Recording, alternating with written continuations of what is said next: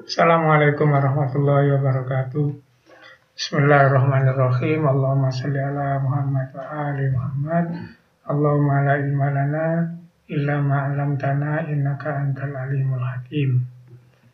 Anak-anak sekalian, selamat bertemu kembali dengan saya. Kita melanjutkan pelajaran biologi, masih kade yang sama walaupun topiknya berbeda sedikit. Pertemuan yang pertama kita sudah membicarakan bahan-bahan kimia penyusun sel. Di pengantar saya sudah menjelaskan proses penemuan sel, teori-teori dan sebagainya. Nah, sekarang kita lanjut dari itu, yaitu tentang strukturnya sel. Mari kita lihat di tayangan ini ya.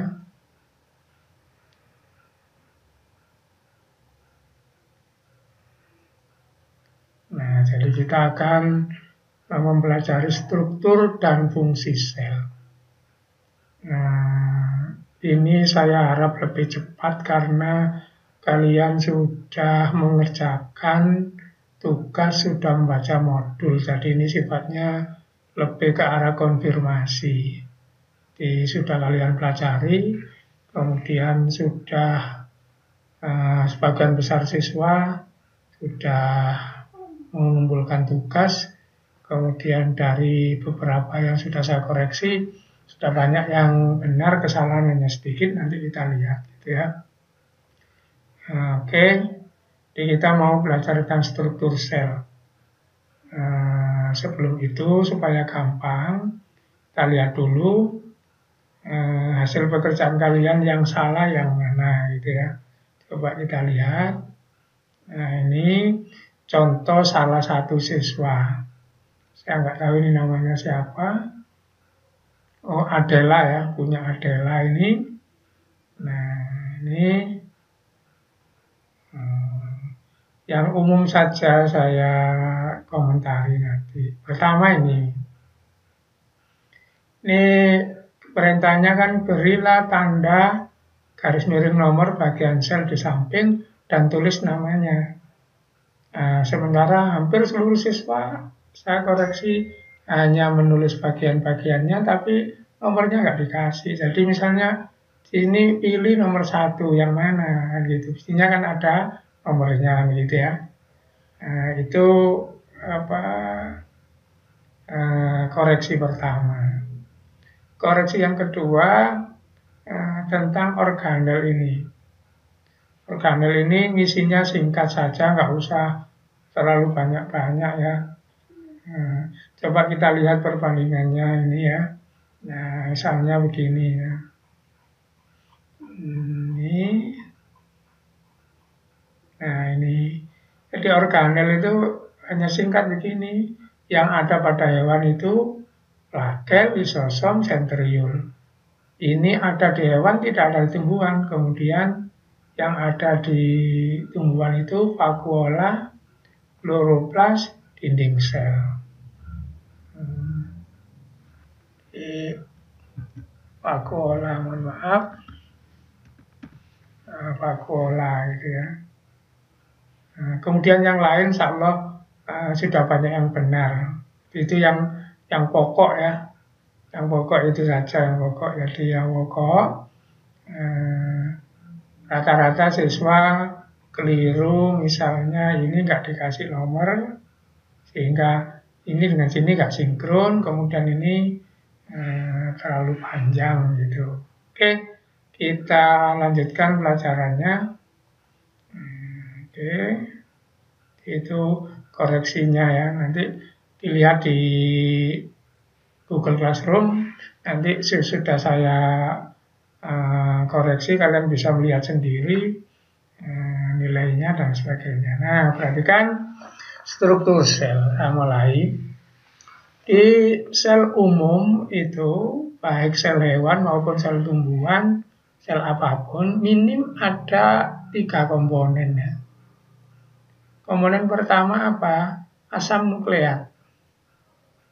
Ini asam nukleat nanti namanya DNA. Ini di kelas 3 nanti diterangkan. DNA inilah nanti wujudnya bisa berubah-ubah jadi kromosom, jadi kromatin, jadi inti. Kemudian komponen yang lain dari sel, semua sel harus punya itu apa? Cairan ini, sitoplasma. Kemudian komponen terakhir adalah pelindung sel ini. Nah, pelindung sel ini membran plasma bisa dapat tambahan luarnya dinding sel. Ada yang nggak ada tambahan. Jadi itu minim sel itu harus 3 itu untuk disebut sel. Saya ulang, 1 harus punya bahan asam nukleat DNA, 2 harus punya plasma, 3 harus punya membran atau dinding. Gitu. Nah, sebagai contoh, virus itu nggak bisa disebut sel. Karena virus nggak punya plasma, hanya punya DNA atau RNA. Jadi kurang sebagai sel itu syarat minimal kurang. Maka virus nggak masuk sel, maka virus itu ada yang para ahli mengatakan itu bukan makhluk hidup. Gitu ya. Oke, kita lanjutkan. Jadi itulah syarat sel umum. Apa? Harus punya asam nukleat, asam inti, namanya DNA. Harus punya sitoplasma atau cairan sel, harus punya dinding sel. Berikutnya. Nah, ini ada konsep namanya sel prokaryotik dan sel eukaryotik. Ada sel prokaryotik dan sel eukaryotik. Kemudian dari sel prokaryotik, sel eukaryotik itu nanti berkembang lain lagi, ada sel hewan, sel tumbuhan. Jadi di dunia ini seluruh sel pertama jadi 2 aja dulu, prokaryotik, eukaryotik. Nah, sesuai dengan yang ditampilkan di gambar ini, inilah perbedaan dari eukaryotik dan prokaryotik. Pertama ukurannya, ini ukurannya. Jadi ukurannya ini 0,1 milimikron sampai 10. Sedangkan sini 10 sampai 100. Jadi jauh berbeda, ini kecil sekali. Kok ini digambar besar supaya mudah. Jadi 1/10-nya ini. Prokaryotik kecil. Yang kedua, bagian-bagiannya. Ingat-ingat bagian pokok sel tadi itu yang penting 1, ada batas luar membran. Kedua, ada cairan. Ketiga, ada asam nukleat. Maka 3 itu pasti sama. Contohnya ini bagian luar, ini juga punya bagian luar. Ini punya asam nukleat, sini punya asam nukleat. Kemudian ini punya cairan, sini juga punya cairan, yang kosong ini cairan. Jadi sama, itu umum. Lantas apa bedanya? Nah, ini sekarang. Beda yang pertama, perhatikan. Asam nukleat bahan pokoknya namanya DNA. DNA-nya ini dibungkus. Jadi ada ini namanya membran plasma luar, kemudian ada membran lagi. Bungkus, baru ini DNA. Sedangkan ini DNA-nya tercecer begini. Tidak ada bungkusnya. Itulah beda yang paling prinsip. Jadi kalau DNA-nya terurai, nggak ada bungkusnya, itu prokaryotik. Kemudian kalau DNA-nya terbungkus, itu eukaryotik. Nah, DNA yang terbungkus itu mengumpul di tengah-tengah sel serupa titik. Nah, karena serupa titik itulah, maka bahasa latinnya titik itu adalah nukleus. Kalau bahasa Arab itu nutfah. Titik, gitu ya, gitu. Nah, sedangkan ini karena terurai, nggak mengumpul, nggak berbentuk titik, maka di Indonesia dikatakan ini nggak punya nukleus. Hanya wilayah-wilayah itu namanya region. Oh, di sini wilayahnya gitu toh. Jadi gampang-gampangnya kalau bahasa kita ini apa ya, morat-marit itu. Ini nanti di kelas 3 akan diperinci lagi. Nah, jadi prinsip prokaryotik, satu, DNA-nya terurai. Prinsip eukaryotik, satu, DNA-nya dibungkus sehingga terkumpul. Sekarang prinsip yang kedua. Eukaryotik punya kelengkapan-kelengkapan yang nanti kita bahas. Jadi ini kelengkapan-kelengkapan selnya lebih banyak. Di sini kurang. Contohnya benda kayak gini ini nggak ada. Nah, di sini yang ada apa? Ribosom, baru ini sama. Sitoplasma tadi prinsip umum ya. Gitu. Jadi yang umum tadi kan semua harus punya membran, semua harus punya cairan, semua harus punya DNA. Sama. Ini juga sama.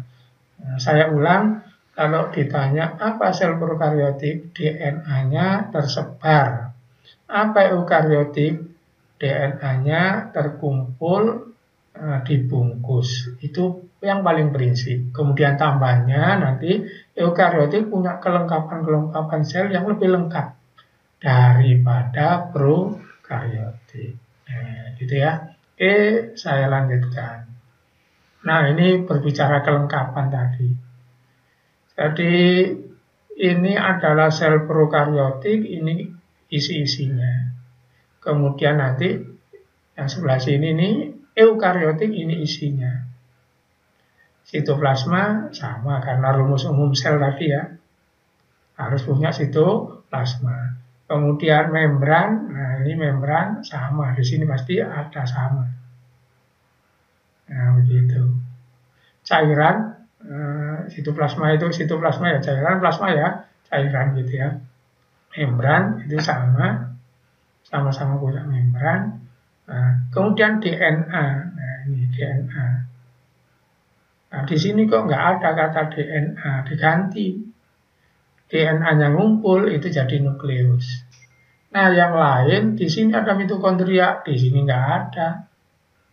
Di sini ada retikulum, di sini ada badan Golgi, di sini nggak ada. Jadi ini yang tadi dikatakan jauh lebih lengkap.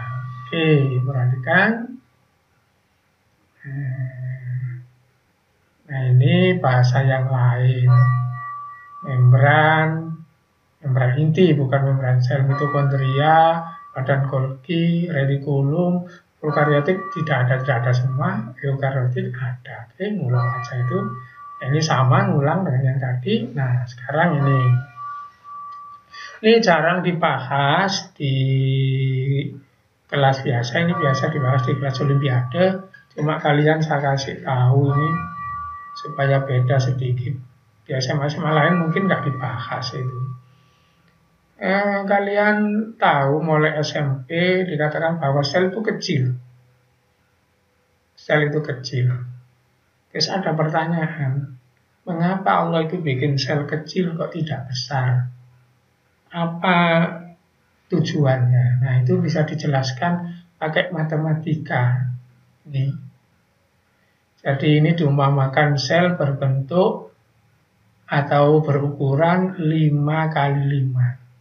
Jadi lebar 5, panjang 5, tinggi 5. Ini sel diumpamakan terbentuk 1 kali 1 cm. Terus ini dikumpulkan jadi 1 supaya sebanding dengan ini. Maksudnya apa? Ini 1 sel, ini banyak sel karena kecil. Gitu. Jadi ini 5 cm 1 sel misalnya, sedangkan ini 1 selnya 1 cm. Maka supaya sebesar ini selnya kita hitung 1, 2, 3, 4, 5. Kali 5 berarti 25. Kali 2, 3, 4. Nah begitu. Ke sana 5, ke sana 5. Gitu. 5 kali 5, 25 kali 5. Berarti di sini selnya sebanyak 125 sel. Ini selnya 1 gitu. Nah, gitu. Mudah-mudahan kalian nggak bingung. Ini karena matematika. Apa bedanya? Nah, perhatikan. lupakan sel dulu. Mari kita belajar matematika. Kalau benda ini 5 cm, nah, 5 lebar, 5 panjang, 5 tinggi, maka nanti ada yang namanya luas permukaan, ada yang namanya volume. Jadi ini permukaan, ini permukaan, ini permukaan. Berapa permukaannya ini? 6. Ini permukaannya juga 6, tapi kalau satu begini 6. Kalau banyak, ya 6 kali banyak permukaannya. Nah, sekarang mari matematika kita ngitung ya. Hitung luasnya ini. Ini kan kalau matematika itu kan ngitungnya begini. Berapa luas ini? 5 kali 5, 25. Berapa luasnya ini? 5 kali 5, 25. Padahal ini nanti 1, 2, 3, 4, 5, 6 di bawah sana ya. Sehingga luas permukaannya, bukan dalamnya ya, permukaannya ini, itu 150. Dari mana ngitungnya? Dari 25 dikalikan 6. Nah, kalau dibikin seperti ini, luas permukaannya menjadi 750. Dari mana ngitungnya? Begini ngitungnya. Satu sel ini luasnya 1 kali 1 cm. Berarti 1 cm. Padahal ini jumlah selnya, kalau nggak saya tata, diorat-arit ke sana kemari, itu kan jumlah selnya 750. Dari mana tadi? Ya ini itu 2, 3, 4, 5. Tambah 5, tambah 5, tambah 5. Segini nanti 25, ke sana 25, ke sana 25. Jadi ini total selnya 750, maka permukaannya 750. Nah, sekarang kenapa permukaannya kok jadi 750? Karena selnya 750. Nah, sekarang kalau ini mengambil benda dari luar pakai permukaan, maka dia punya banyak permukaan karena dibagi kecil-kecil. 150 ini punya permukaan cuma segini. Padahal sel itu perlu mengambil sesuatu dari luar. Jadi kalau selnya sekecil ini, 1 cm, gitu ya, kemudian sejumlah 750, ini ditata baru sebesar ini kan. Nah, itu maksudnya. Jadi kalau selnya sekecil ini, ya, maka kalau dia ditata-tata menjadi seperti ini kan sekian. Gitu. Nah, jadi keuntungannya itu dia akan lebih cepat menyerap zat dari luar karena dibagi-bagi itu. Nah, kalau kalian nggak paham, boleh kok dicek, itu boleh. Boleh dicek. Cara ngeceknya begini. Kalian punya kotak, kemudian kalian bungkus dengan kain. Pas kainnya cukup, kemudian kotak ini kalian bagi 2, terus kainnya kalian bagi 2, dipakai bungkus ini, nggak akan cukup. Tidak akan cukup kainnya, gitu. Jadi ini ya, kotak ini dibungkus gitu ya, butuh kain 1 meter misalnya, atau 2 meter gitu. Kemudian kain tadi kita sobek-sobek untuk bungkus ini satu persatu, nggak akan cukup. Nah, itulah namanya kalau dibagi kecil-kecil menjadi luas. Sehingga berhubungan dengan alam jadi bagus. Itu alasan kenapa sel dibikin kecil. Oke, nah ini adalah sel prokaryotik. Nah, ini ya. Ini sel prokaryotik. Jadi kalian menjawab yang 8 itu kan mestinya harus ada nomor-nomornya. Ya, perhatikan. Paling luar, terserah kalian kasih nomor berapa, kecil-kecil begini, ini namanya fili, alat gerak yang panjang namanya flagel, gitu ya. Kemudian nanti bungkusnya bakteri, kebetulan ini nanti perangkap, gitu ya. Bungkus yang paling luar, yang kuning itu licin, itu kapsul. bungkus yang dalamnya lagi, yang warnanya agak ungu itu dinding sel. Yang paling dalam berhubungan dengan cairan namanya membran sel. Kemudian ini tadi DNA. Kemudian yang titik-titik kecil itu ribosom. Itu adalah tadi bagian dari sel prokaryotik. Nah, sekarang ini adalah sel hewan. Nah, hampir 80% kalian jawab itu benar sudah di LKS itu. Nama-nama ini ya. Nama-nama ini. Saya nggak perlu ngulang sudah. Ya, cuma mau saya tekankan, nanti di kelas 3 kita akan ketemu lagi yang paling banyak dibahas. 1, inti. 2, mitokondria. Nanti di sel tumbuhan di kelas 3 kita akan bahas lagi yang paling banyak, itu adalah yang paling banyak nanti adalah sebentar ya. Nanti bisa macet. Nah, yang paling banyak nanti di kelas 3 itu ini, kalau di sel tumbuhan, plastida. Ini yang paling banyak dibicarakan nanti. Ulang-ulang lagi proses kimia di sini satu bab sama mitokondria.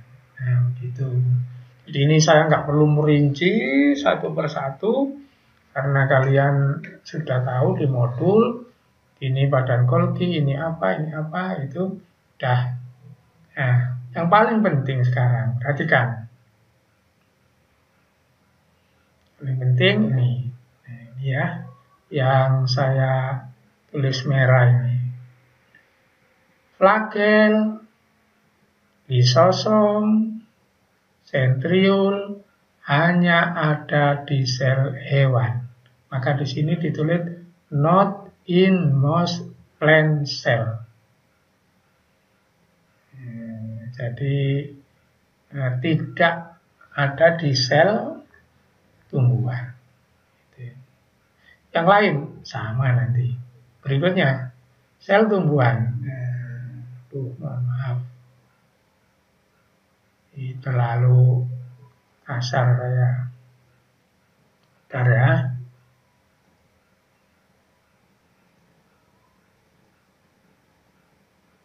Kebablasan itu. Oke.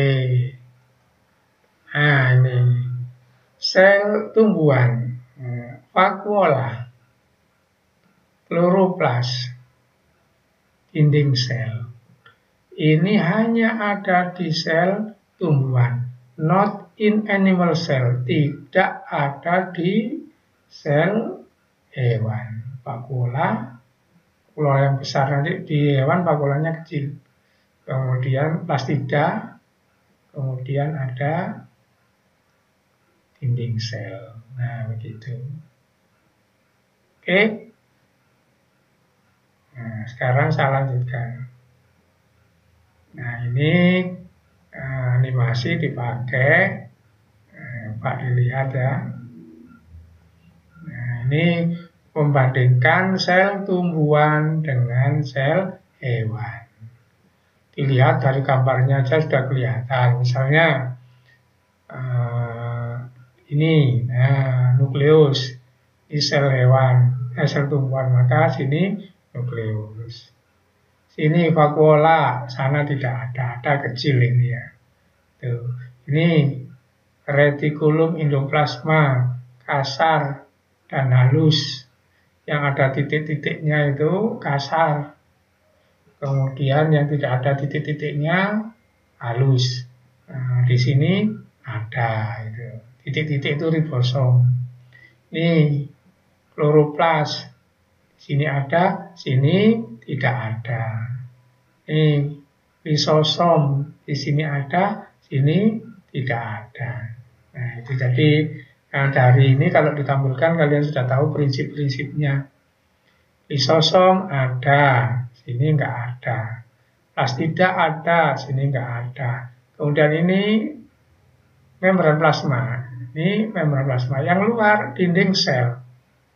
Di sini enggak ada dinding sel, gitu ya. Ini Nah, membran plasma ada, sama-sama ada. Badan Golgi ada, sini ada, itu ya. Nah, kita ulang-ulang, mudah-mudahan paham. Mitokondria ada di sini, ada. Saya ulang, bedanya 1, plastida. 2, dinding sel. 3, vakuola. Hanya ada di tumbuhan. Kemudian di hewan, lisosom. Di sana tidak ada. Gitu ya. Oke, kita lanjutkan. Ada lagi nih, mohon maaf, sentriul di hewan. Di sini nggak ada. Nah, ada ya. Oke.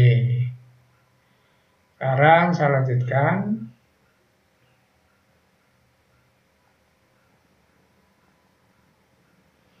Nah, ini jadi ini bagian dari sel yang lain pula seperti tadi. Jadi ini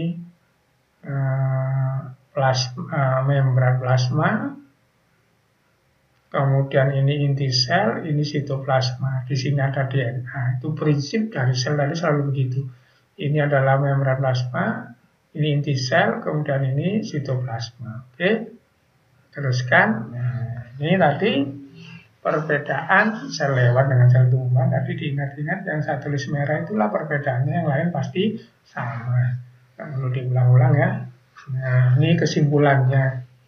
Apa yang sama antara sel hewan dengan sel tumbuhan? Membran plasma, inti sel, retikulum, baik halus maupun kasar, mitokondria, badan Golgi, ribosom, peroksisom. Jadi ini peroksisom, bukan proksisom ya. Bapak saya benarkan.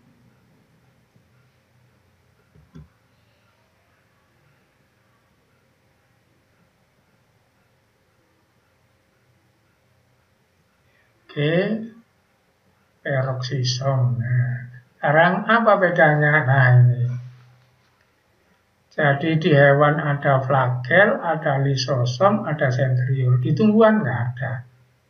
Di tumbuhan ada vakuola, kloroplas atau plastida, dinding sel. Di hewan tidak ada. Jadi kita sudah kenal persamaannya, kita sudah kenal perbedaannya. Nah, oke, sekarang kita lihat masing-masing bagian-bagian tadi itu. Jadi kalau misalnya membran punya siapa? Ya punya tumbuhan, ya punya hewan. Membran sel, bagian terluar dari sel. Kalau sel tumbuhan masih ada luarnya lagi, namanya dinding sel. Jadi dinding sel sama membran itu nanti dijadikan satu aja fungsinya. Ada tambahan sedikit itu aja. Kita lihat, ini baca sendiri, saya langsung aja. Nah, inilah susunan membran sel yang nanti disebut sistem lipid bilayer. Kenapa disebut lipid? Karena bahannya yang paling banyak lipid. Ini, merah-merah ini lipid. Lipid itu lemak. Paling banyak. Jumlahnya paling banyak. Terus yang ini protein. Tidak sebanyak lemak. Maka diberi nama lipid bilayer. Lipid itu lemak, bilayer itu 2, layer itu lapisan. Nah, ini ada lapisan, ada lapisan. Ada lapisan, ada lapisan. Jadi 2 lapis gitu ya. Kemudian yang ini adalah kelengkapannya, ini karbohidrat. Karbohidrat itu nama lain gula ya. Ini karbohidrat, ini protein, ini lemak. Karena ada 2 lapis maka disebut lipid bilayer. Oke. Nah, kita lihat. Nah, ini gambar model lain sama dengan tadi ya. Jadi ini lipidnya, ini protein, ini karbohidrat. Gitu. Oke, terus. Nah, ini lebih jelas. Jadi ini lipidnya, ini protein, ini juga protein yang besar ini. Jadi ada protein, Terus ini karbohidrat. Karena yang dominan itu lemak, maka disebut lipid. Karena ada dua lapisan, maka lipid bilayer, gitu ya. Oke, nah inilah bentuk lemaknya. Kenapa yang lain nggak dijelaskan kok lemaknya dijelaskan? Karena lemak penyusun terbanyak. Nah ini, jadi ini dari mana? Coba perhatikan. Nah ini pindah dari mana ini? Satu saya pindah seperti ini. Nah, katanya orang kimia ini model molekulnya, ini rumus kimianya. Kamu nggak perlu jelimet-jelimet seperti ini. Yang perlu dihafalkan, nah ini, bahwa bagian yang ini itu hidrofilik. Bagian yang begini hidrofobik. Hidro itu air, filik itu suka, fobik itu takut. Jadi bagian ini suka air berarti nyerap, bagian ini takut air berarti kayak minyak.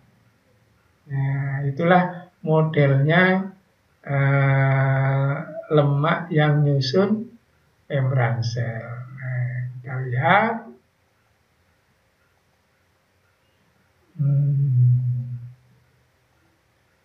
Nah, ini.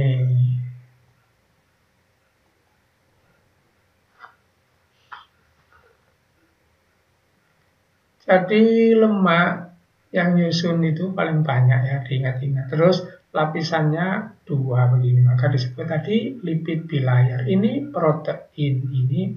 Nah, tadi saya belum jelaskan proteinnya ya. Proteinnya itu ada dua. Ada protein yang panjang begini. Ada protein yang hanya menempati lapisan tertentu saja, sini atau sini. Kebetulan ada di sini. Nah, yang protein yang panjang begini, ini nanti disebut protein integral. Ini nanti protein perifer. Perifer itu artinya pinggir sini atau pinggir sana. Nah, ini nanti hubungannya dengan fungsi. Nanti protein ini kayak pintu ya. Ini bisa buka, maka zat itu bisa keluar, bisa masuk. Ini kapasitas 3. Jadi ini zat keluar masuk sel, kalau besar itu pintunya terbuat dari protein integral. Gitu. Nah, perhatikan. Jadi membran sel makhluk hidup itu nggak pernah diam. Nah, seperti ini. Animasi ini menirukan keadaannya.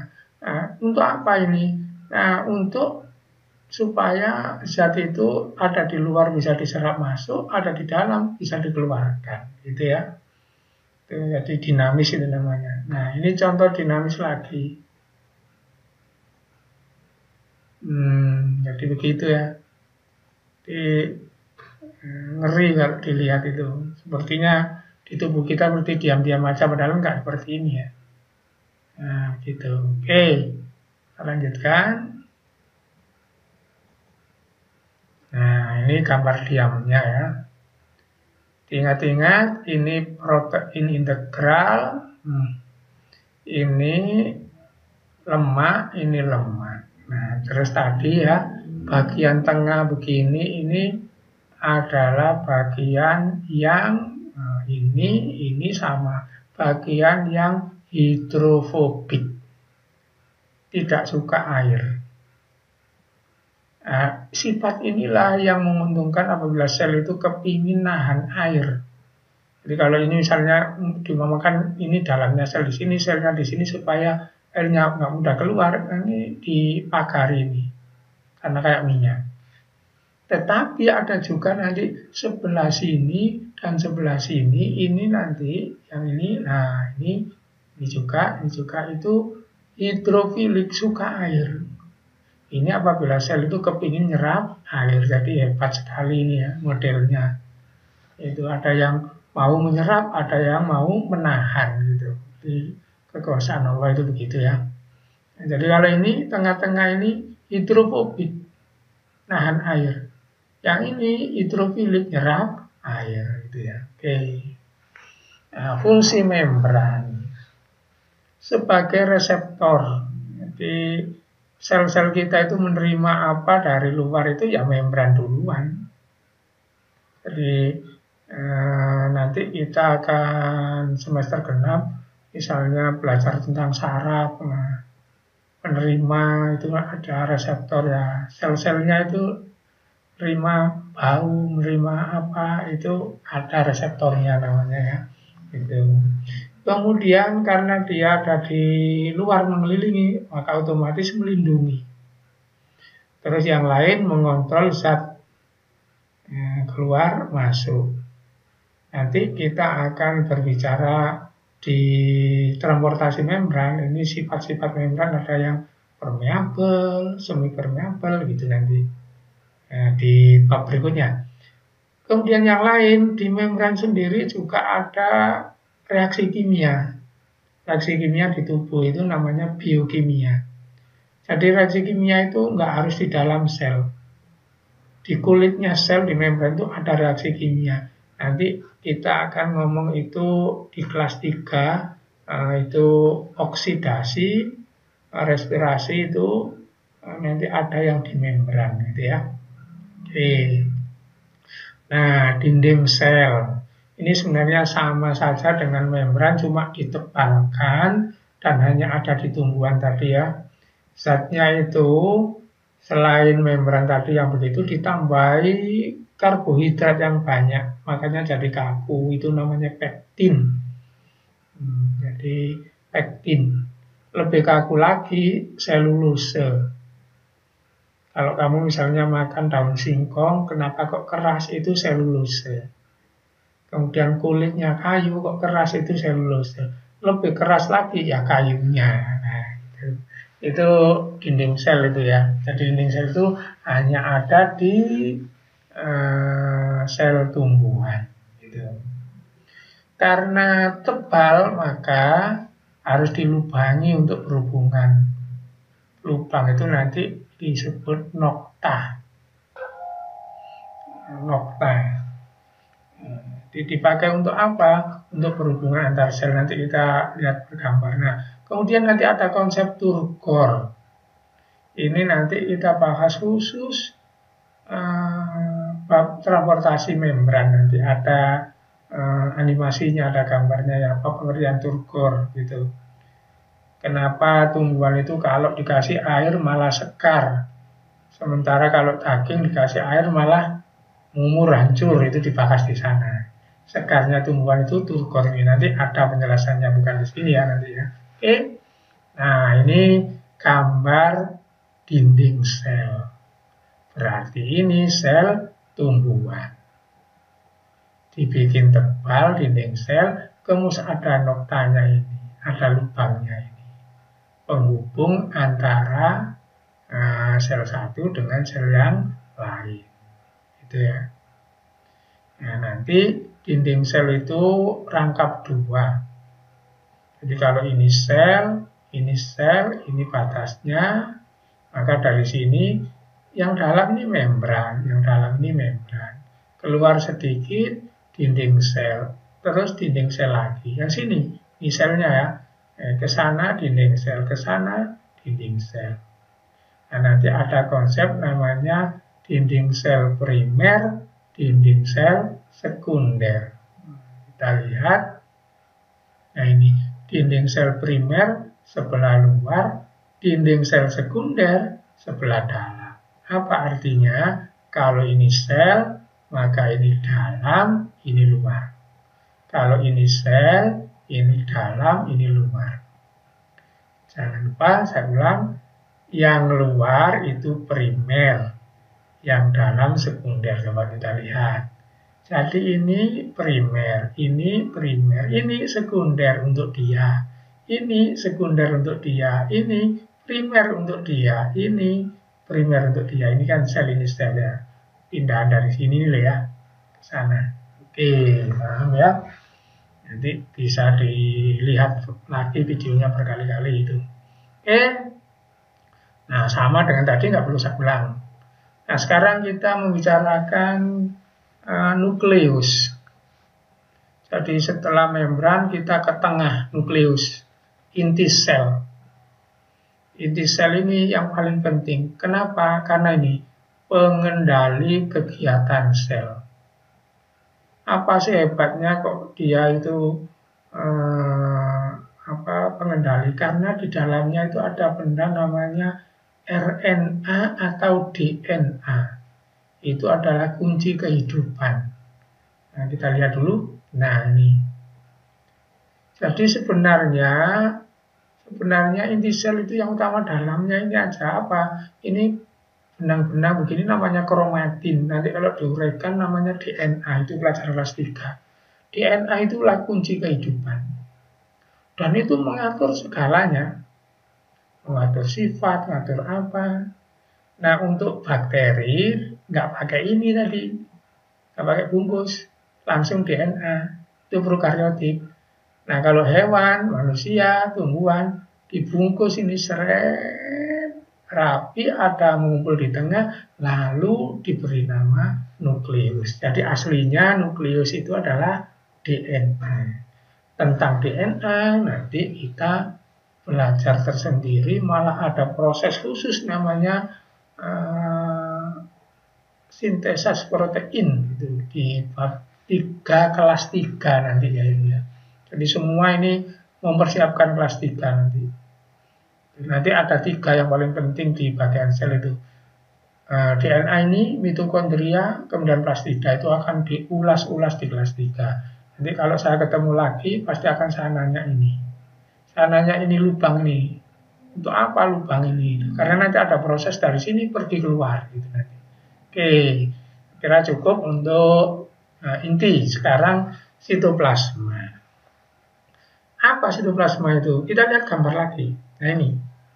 Jadi kita sudah ngomong ini tadi membran. Kalau ditebeli begini jadi dinding sel. Terus tengahnya ini inti, tengahnya inti.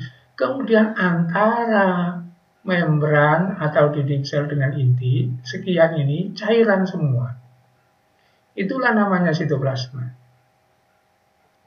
Pak ada ini, ya itu kalau dilihat dengan alat yang hebat ada. Kalau alatnya nggak hebat, nggak, seperti nggak ada apa-apa, ada cairan saja. Itulah namanya sitoplasma atau protoplasma. Gitu ya. Nah, ada apa di sitoplasma? Ini, tuh 2, 3, 4, macam-macam lah ini. Semua ini menempati sitoplasma ini. Semua. Jadi kalau ini dicabut, ini nggak ada, tinggal ini cairan, nah cairannya itu namanya sitoplasma. Maka akan ada begini. Nah ini. Oke. Nah di dalam sitoplasma bertempatlah namanya retikulum, badan Golgi, ribosom, lisosom, sampai sitoskeleton. Itu menempati sitoplasma. Oke, sekarang kita umpamakan begini anak-anak supaya gampang. Kalau ini wadah gitu ya, wadah seperti baskom, apa-apa, ember, apa terserah ya, panci boleh. Kemudian ini air. Terus ini misalnya air itu misalkan kuah, kemudian di sini sayur, bakso dan sebagainya. Nah kayak gitulah kira-kira gitu ya. Nah gitu. Kira-kira seperti itu modelnya, oke?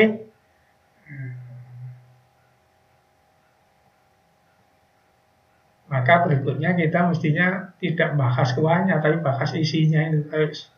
Misalnya sop itu ada kentang, kubis, macam-macam lah ini. Nah, itu maka kita bahas ini retikulum endoplasma, gitu ya. Yang mana retikulum endoplasma ini? Kamu sudah jawab sudah betul. Yang begini retikulum endoplasma halus, yang begini retikulum endoplasma kasar. Jadi pedomannya retikulum itu adalah dekat inti. Yang ada bintik-bintiknya retikulum kasar. Bahasa Inggrisnya raw endoplasmic reticulum. Yang tidak ada bintik-bintiknya retikulum halus, smooth endoplasmic reticulum. Bintik-bintik itu nanti ribosom. Jadi pedoman retikulum endoplasma itu dekat inti. Nanti soalnya benda ada yang berliku-liku begini jauh dari inti, bukan retikulum. Ingat-ingat itu ya. Nah ini pedoman sama kan, ini inti, ini retikulum kasar, ini retikulum halus. Jadi dia mengelilingi inti. Kenapa kok mengelilingi inti? Berarti nanti dia punya fungsi berhubungan dengan inti. Itu nggak bisa dipisah ini. Oke. Nah, ada retikulum kasar, retikulum halus. Nah, ini. Apa fungsinya? Menampung sintesa protein oleh ribosom. Itu kasar. Jadi nanti ribosom ini ada proses sintesa protein. Hasilnya ditampung oleh retikulum. Maka retikulumnya ditempel ini disebut retikulum kasar. 2. Transportasi zat. Inilah kenapa gambarnya harus tempel begini. Jadi nanti ada zat dari sini diberikan ke sana, terus keluar. Gitu nanti. Jadi transportasi zat. Berikutnya bentuk membran, nanti ada animasinya. Jadi membran sel itu dibentuk oleh retikulum dan lain sebagainya supaya cepat ya. Nah ini ribosom. Nanti kalau saya sudah selesai menerangkan retikulum, ribosom, kemudian badan Golgi, ada animasi jadi satu karena ketiganya itu nanti berhubungan. Ribosom itu mana? Yang titik ini. Kemudian kalau dibesarkan seperti ini. Di ribosom ini kayak mesin gesek di ATM itu. Nanti di kelas 3 akan saya terangkan. Jadi ATM-nya tubuh itu ribosom. Mesinnya maksudnya ya. Nanti ada kartu yang digesek. Nah, kartunya itu namanya nanti RNA. Kartu ATM-nya, mesin ATM-nya ribosom gitu. Itu nanti akan diterangkan di kelas 3. Prosesnya diumpamakan pengambilan uang, itu kalau di sel prosesnya namanya sintesa protein. Proteinnya itu diumpamakan uang gitu. Nah, ini keterangannya. Baca sendiri ya. Yang penting di kelas 3 nanti ini akan diulang. Ya. Nah, itu oke. Nah, ini gambaran ribosom. Ini nanti kelas 3 ini apa ini? 5-AUG. Inilah RNA. Ini kartu ATM kamu itu. Ini ribosom, ini mesin ATM. Digesek seret keluar duitnya, ini duitnya gitu. Itu nanti ya di kelas 3 gitu ya. Oke. Nah, ini gambaran hubungan antara inti sel ini dengan ribosom dengan retikulum endoplasma.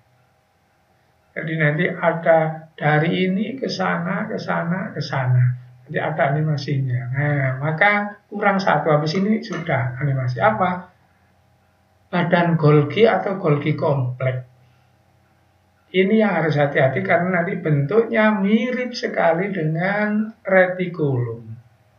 Ingat retikulum itu selalu mengelilingi inti. Coba kita lihat, nah ini badan Golgi. Badan Golgi ini nanti melanjutkan pekerjaannya ribosom. Jadi nerima, kemudian yang diterima itu nanti akan dibungkus seperti ini gitu.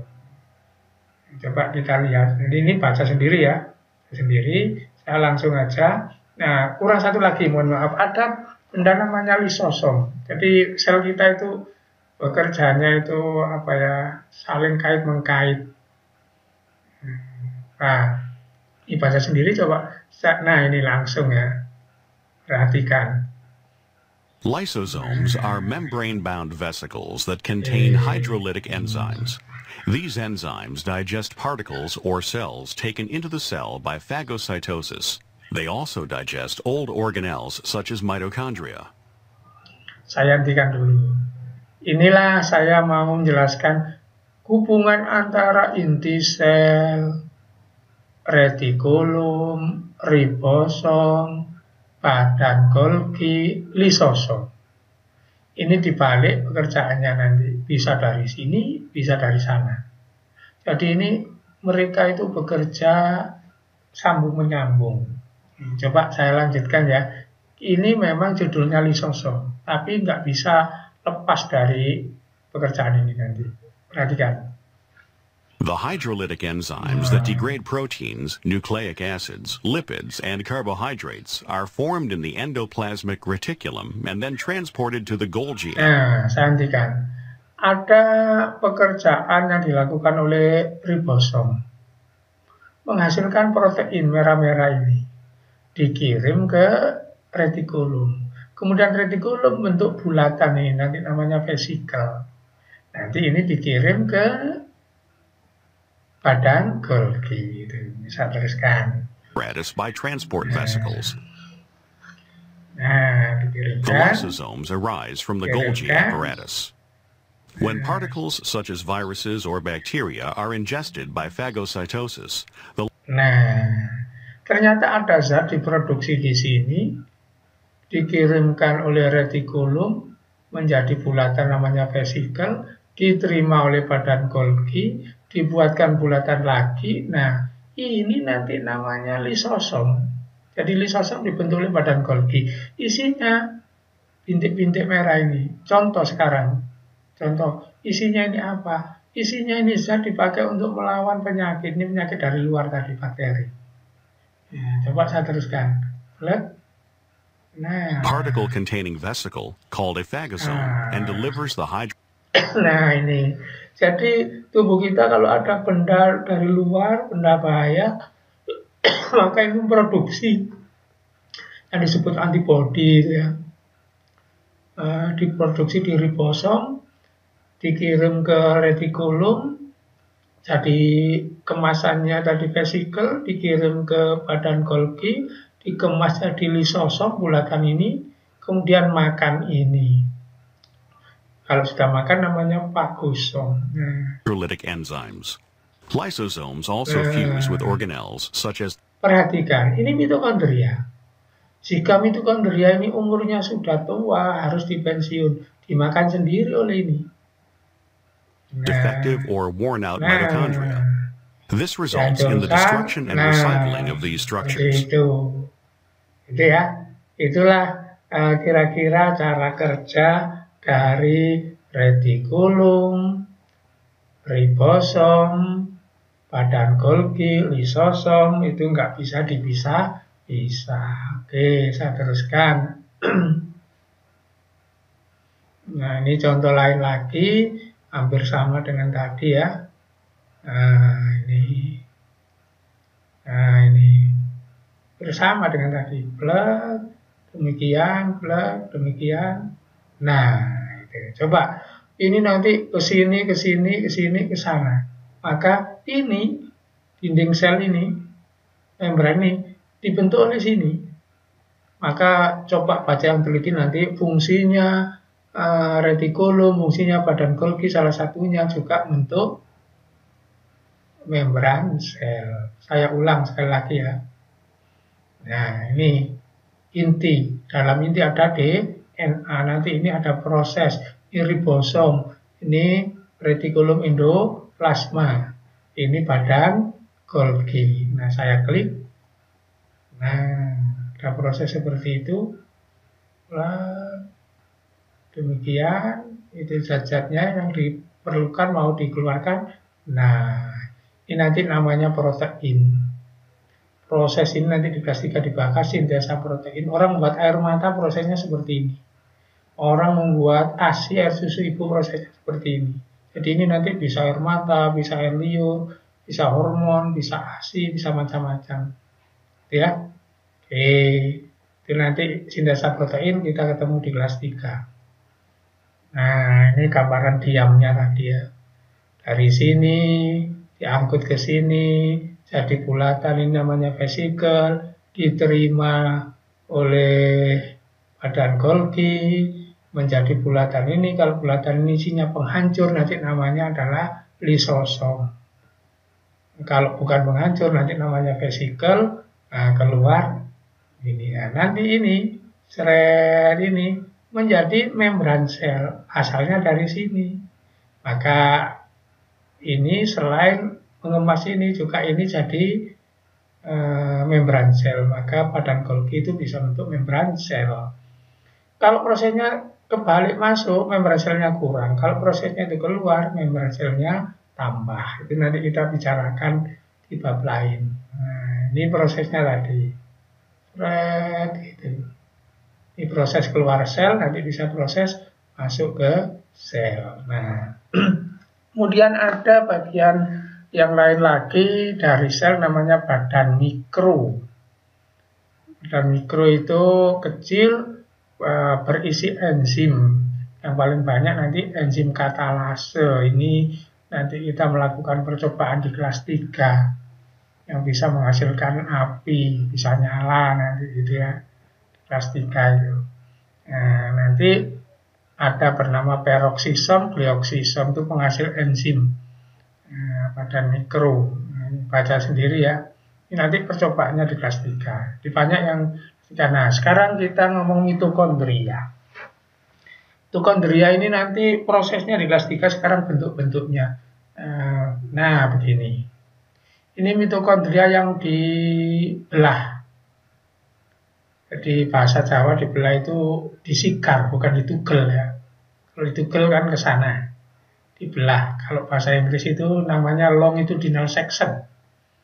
Pembedahan memanjang.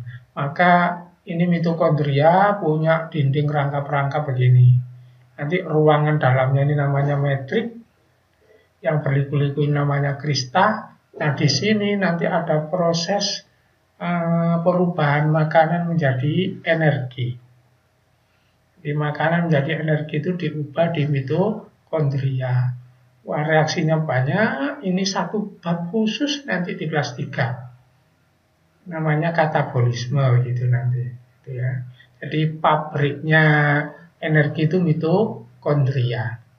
Maka tubuh kita yang tidak pernah istirahat otomatis mitokondrianya banyak. Jadi misalnya mitokondria di tangan dengan di jantung banyaknya nggak sama. Mana yang nggak pernah istirahat itu pasti mitokondrianya banyak karena butuh energi, maka sama Allah mitokondrianya diperbanyak gitu. Ini ada penelitian mitokondria perempuan itu lebih banyak daripada mitokondria laki-laki. Terus mitokondria ini diturunkan ya, diturunkan, jadi tidak dibentuk. Walaupun berikutnya berkembang. Nah, mitokondria ini diturunkan, ini warisan kayak DNA. Nanti dalamnya ini ada DNA-nya. Jadi mitokondria itu hebat itu, seperti apa ya, makhluk hidup dalam makhluk hidup. Mitokondria orang itu dari ibunya, tidak dari bapaknya. Karena waktu pembuahan sperma dengan telur itu si sperma hanya intinya tok yang jadi, yang lainnya dibuang. Jadi kita ini mewarisi mitokondria dari ibu kita masing-masing. Coba kamu lihat itu olahragawan itu ibunya pasti hebat-hebat gitu ya. Olahragawan itu jadi kekuatan itu nurun dari ibu gitu ya. Yaitu Allah sudah tentuan. Nah, ini bentuk mitokondria yang lain di gambar aslinya. Jadi ada dindingnya dua begini, outer membran, inner membran, baru ruangan. Nah, di dalam sini makanan itu dirubah jadi energi. Nanti namanya ATP energinya. Itu lengkap di kelas 3. Oke, kloroplas. Nah, ini kebalikan dari mitokondria. Kalau mitokondria bongkar makanan, kalau kloroplas nyusun makanan. Makanya ini hanya ada di tumbuhan. Tapi prinsip kerjanya sama nanti. Apa? Ini dindingnya tadi rangkap 2 sama, berliku-liku sama. Reaksi kimianya nanti juga sama. Hanya dibalik. Umpama orang jalan, yang satu dari Surabaya ke Malang, yang satu dari Malang ke Surabaya. Jalan yang ditempuh, kota yang dilewati sama. Itu nanti saya perincikan di kelas 3 ya. Jadi nanti di kelas 3 ini stroma itu bagian untuk apa, tilakoid bagian untuk apa. Yang namanya klorofil itu dalamnya sini. Karena itulah di sini tempat fotosintesis, tempat untuk memproduksi makanan. Nah, ini gambar lain. Nah, ini gambar lain pula. Jadi nanti kita harus menghafalkan, oh ini tilakoid, ini stroma, itu. Terus dindingnya rangkap 2, di sini banyak reaksi kimia nanti, reaksi terang, reaksi gelap, itu satu bab khusus pula, namanya anabolisme. Kalau di mitokondria namanya katabolisme. Kalau di ini nanti anabolisme, ini satu bab khusus di kelas 3 nanti ya. Nah, berikutnya bagian sel namanya sentriul. Ini yang ngatur pembelahan sel. bahasa Indonesianya sentriol itu bintang kutub, berperan dalam pembelahan sel. Nah, terus yang lainnya rangka sel, sitoskeleton, rangkanya sel. Jadi sel itu punya rangka, seperti tubuh kita itu ada tulangnya. Nah, ini rangka sel. Nah, nanti rangka sel itu macam-macam. Apa gunanya rangka sel? Mempertahankan bentuk cellular structure shape. Jadi bentuknya supaya tetap. Jadi kalau sel tumbuhan bentuknya begini, sel darah bentuknya begitu, itu dipertahankan oleh rangkanya. Apalagi pergerakan. Jadi rangka sel itu untuk pergerakan. Karena nanti bentuk menjulur keluar, namanya flagel dan sebagainya. Apalagi pergerakan molekul. Zat-zat itu diatur oleh rangka sel. Nah, ini macam-macam rangka sel. Aktin. Ini nanti kita bab gerak. Sebentar lagi nanti kita itu akan bab gerak masih semester ganjil kelas 2 ini. Otot kita itu punya aktin. Itu. Aktin, miosin, itu. Ini contoh-contoh dari rangka sel. Ya. Nanti dilihat di modulnya. Nah, ini mikrotubulus. Jadi ini yang tengah ini ya, mikrotubulus. Apa gunanya? Sebagai kerangka sel bentuk silia. Nah, ini untuk gerak. Untuk flagel untuk gerak. Bentuk sentriol untuk pembelahan sel. Nah, begitu. Nah, anak-anak, saya kira untuk pertemuan kali ini cukup ini ya. Bagian-bagian sel sudah lengkap. Kalau ini saya masih merencanakan, nggak tahu ini nanti akan saya beritahu. Bisa jadi habis ini langsung ulangan. Bisa jadi masih nambah lagi satu namanya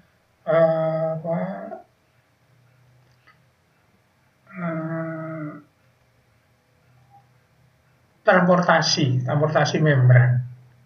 Jadi mungkin nanti akan saya beritahu, perlu dilanjutkan ke transportasi membran, apa langsung ini ulangan nanti akan saya beritahu ya. Yang penting ini modulnya sudah saya kasihkan kan, 2 modul sudah selesai. Jadi kita pakai pedoman modul itu sudah oke ya. Jadi silakan modulnya dipelajari 2 itu, kemudian kalau kurang jelas video kamu boleh setel lagi, kan itu bisa di-download gitu ya. Saya kira pertemuan untuk kali ini cukup, mudah-mudahan bisa dipahami. Mudah-mudahan kalian tetap sehat, supaya kita bertemu, dan mudah-mudahan COVID-nya cepat hilang, supaya kita belajarnya nggak daring seperti ini. Sebab kalau ke sekolah nanti kita bisa praktek gitu ya. Saya akhiri.